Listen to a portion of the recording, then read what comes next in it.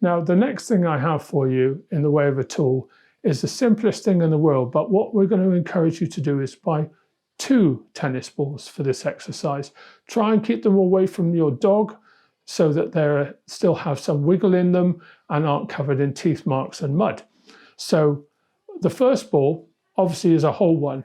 Now you can use this on the ball of your feet. You can use this like you're up against a tree like a bear. Put the ball on the wall and rub yourself up against the wall, moving your body around to break up tension. But there's an inherent problem with a ball. It rolls away. It's good and bad, I appreciate, but as good as the whole ball is, I would encourage you to have a second ball, chop it in half. Now, the nice thing is this gives us 2 surfaces to use. It gives us a bump or it gives us a cup. And of course, we can have 2 bumps or 2 cups. But where it scores is that it doesn't move.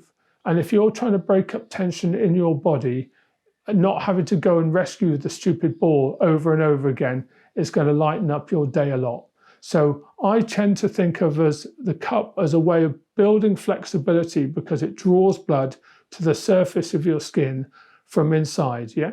So this is a nice way of actually pulling blood to your skin so that you deal with bruising or pain in an effective way where you can control the narrative, i.e.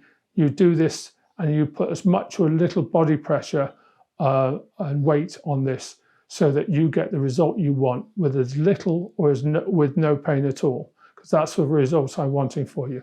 If you do them as a bump, a bit like the whole ball, it gives the opportunity to break up tension in different parts of your body. But the advantage is you can put it in 2 places at the same time. So you could rest it behind your head or behind your neck to give you the power to get rid of tension that you've been carrying for a while, just using your own body weight rather than doing anything clever with your hands and arms. So have fun with it, and we'll see you again soon.